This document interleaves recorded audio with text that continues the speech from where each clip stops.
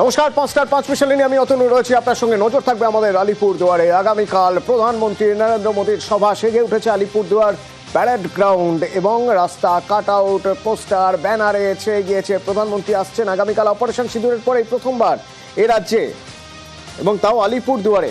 আমার সঙ্গে আলিপুরদুয়ার থেকে সরাসরি রয়েছে এই মুহূর্তে পারাদীপ। একবার কথা বলবো পারাদীপের সঙ্গে। পারাদীপ, অপারেশন সিঁদুরের পরেই প্রথম এই রাজ্যে প্রধানমন্ত্রী নরেন্দ্র মোদী। পারাদীপকে আমার কথা শুনতে পাচ্ছে?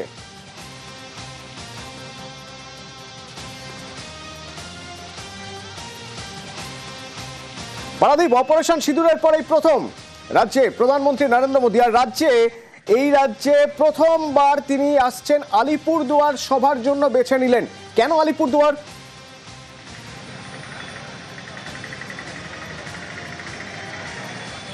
একদমই অতনু, এই প্রসঙ্গে বলতে গেলে প্রথমে বলতে হয় যে প্রায় 4 দশকের ব্যবধান, তারপর আলিপুরদুয়ারে আরও একজন প্রধানমন্ত্রীর পা পড়ছে। 1986 সালে এখানে এসেছিলেন রাজীব গান্ধী, তৎকালীন প্রধানমন্ত্রী, আর তারপর প্রায় 4 দশক অতিক্রান্ত এবার আসছেন নরেন্দ্র মোদী। এবং নরেন্দ্র মোদী সভা গেলে কিন্তু শুধুমাত্র আলিপুরদুয়ার নয়, উত্তরবঙ্গ জুড়ে একটা বিশাল উন্মাদনা তৈরি হয়েছে। এবার যে প্রশ্নটা তুমি জানতে চাইছো, কেন আলিপুরদুয়ার বেছে নেওয়া হয়েছে পিএমও থেকে, প্রধানমন্ত্রীর অফিস থেকেই এই আলিপুরদুয়ারে ভেন্যুটাকে বেছে নেওয়া হয়েছে। কারণ তুমি জানো যে অপারেশন সিঁদুরের পরে দেশের প্রধানমন্ত্রী তিনি দেশের বিভিন্ন প্রান্তে ঘুরে ঘুরে জনসভা করছেন এবং অপারেশন সিঁদুরের যে মাহাত্ম্য, যে কার্যকারিতা, যে তার পরিণাম, সেগুলো ব্যাখ্যা করছেন, তার বিশ্লেষণ মানুষের কাছে পৌঁছে দিচ্ছেন। এবং সেটা বাছার জন্য, সেটা পৌঁছে দেওয়ার জন্য বাংলার মধ্যে তিনি প্রথম জায়গা হিসেবে বেছে নিয়েছেন আলিপুরদুয়ারকে। কারণ আলিপুরদুয়ারের যিনি সাংসদ, আলিপুরদুয়ারের জন্য যারা সাধারণ মানুষ, তারা যেটা ব্যাখ্যা দিচ্ছেন যে আলিপুরদুয়ার মিনি ইন্ডিয়া, এখানে সব ধর্মের সব জাতির মানুষ রয়েছে, সেটা যেমন একদিকে একটা ফ্যাক্টর, অন্যদিকে যদি ভৌগোলিকগত অবস্থান ধরো তাহলে আলিপুরদুয়ার হচ্ছে ডোকলাম, অর্থাৎ যে ডোকলাম একটা সময়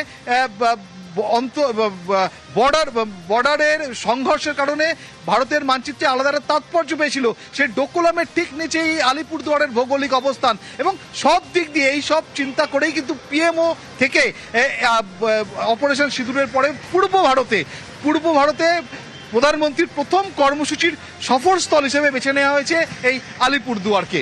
অতনু, পারাদীপ সঙ্গে থাকো। কিন্তু তার এই আলিপুরদুয়ারে জনসভা আগামীকাল, তার আগেই দেখা যাচ্ছে যে এর আগে একের পর এক তিনি সভা করেছেন, কখনো উত্তরপ্রদেশে, কখনো গুজরাটে, কখনো বিহারে, কখনো গুজরাটে। যতবার তিনি সভা করেছেন অপারেশন সিঁদুরের কথা বলেছেন।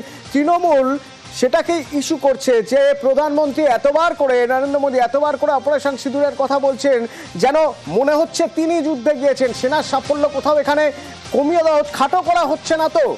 প্রশ্ন তুলছেন কাকলি ঘোষ দস্তিদার। শোনাবো।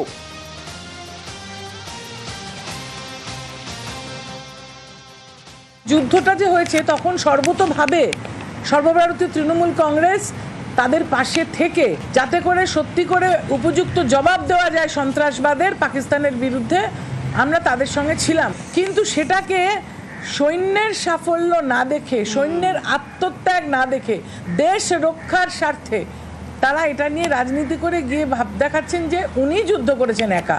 এটা অনুচিত, এটা অন্যায়।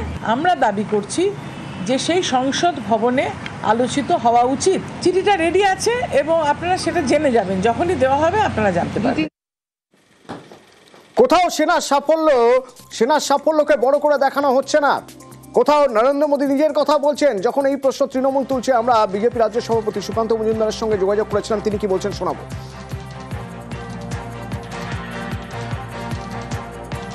মাননীয় প্রধানমন্ত্রী সহ আমরা সকলেই সেনাবাহিনীর কৃতিত্বটাকেই উদযাপন করছি। কারণ আমরা এই সেনাবাহিনীকে আমাদের সেনাবাহিনী মনে করি, ভারতের সেনাবাহিনী মনে করি। তৃণমূল কংগ্রেস মনে করে কিনা সেটা তৃণমূল কংগ্রেসের বিষয়। এই জাতীয়তাবাদ বোধ হয়তো এবার পারাদীপ, এবারের 2024-এ আমাদের রাজ্যে যে ভোট হবে সেই ভোটের একটা ইস্যু হতে পারে। কাদের মধ্যে জাতীয়তাবাদ বোধ বেশি রয়েছে সেটা হয়তো ইস্যু হয়ে দাঁড়াতে পারে। তোমার কি তাই মনে হয়? অন্তত এক্ষেত্রে এই যে বক্তব্য উঠে আসছে বিজেপি থেকে, তৃণমূল বলছে যে বিজেপি চেষ্টা করছে যে সেনার সাফল্যটাকে নিজেদের সাফল্য হিসেবে দেখাতে। তোমার কি মনে হয় এই বক্তব্যগুলো থেকে যে এবারে এটা ইস্যু হয়ে দাঁড়াচ্ছে?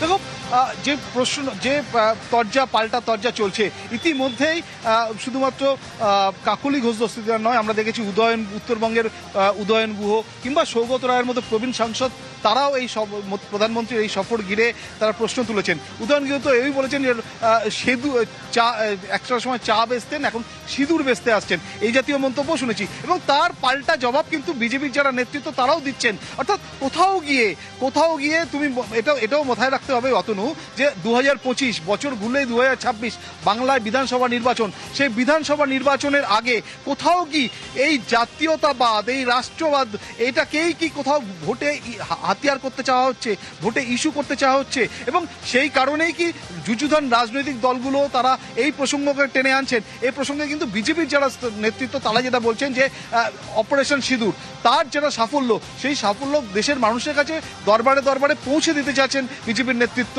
দেশের প্রধানমন্ত্রী। এবং সেই কারণেই তাদের আশা, এবং সেটাকে যারা বিকৃত করছেন, সেটাকে যারা অন্য ব্যাখ্যা দিচ্ছেন, অন্য রং চড়াচ্ছেন, সেই ব্যাখ্যার তাদের ব্যাখ্যা অমূলক বলে দাবি করছেন তারা। রাইট, পারাদীপ ধন্যবাদ। তো আগামীকাল আলিপুরদুয়ার প্যারেড গ্রাউন্ডে সভা প্রধানমন্ত্রী নরেন্দ্র মোদী। ঠিক এইরকম একটা সময় তৃণমূল এক্স হ্যান্ডেলে সোশ্যাল মিডিয়ায় তারা ক্যাম্পেনিং শুরু করেছে যে রাজ্যের মুখ্যমন্ত্রী মমতা বন্দ্যোপাধ্যায় তিনি আলিপুরদুয়ারের জন্য কি করেছেন, কি প্রশাসনিক কাজ করা হয়েছে, তা তারা এখন থেকেই তুলে ধরা শুরু করে দিয়েছে। তাদের সেই ভিডিও একবার দেখাবো। আলিপুরদুয়ার পৌরসভায় 3টি বক্স কালভার্ট সহ বক্সা ফিডার রোডের মানোন্নয়ন 9 কোটি 31 লক্ষ টাকা। বীরপাড়া স্টেট জেনারেল হাসপাতালে 50 শয্যা বিশিষ্ট অতিরিক্ত ওয়ার্ড প্রায় 9 কোটি টাকা। ফালাকাটা ব্লকের কাদম্বিনী চা বাগান এলাকায় পানীয় জল প্রকল্পে 7 কোটি 17 লক্ষ টাকা। অর্থাৎ কি প্রশাসনিক কাজ করা হয়েছে সেই খতিয়ান তুলে ধরছে তৃণমূল, এবং সেই খতিয়ান তুলে ধরে আলিপুরদুয়ারে প্রচার করছে যে তৃণমূল বা এই সরকার কি কাজ করেছে আলিপুরদুয়ারে। পাল্টা আপনাদের আরো একটা ছবি দেখাবো। এক্স হ্যান্ডেলের পোস্ট, প্রধানমন্ত্রী নরেন্দ্র মোদী তিনি এ রাজ্যে আলিপুরদুয়ারে আগামীকাল আসার আগে তিনি কি লিখছেন দেখাবো আপনাদের।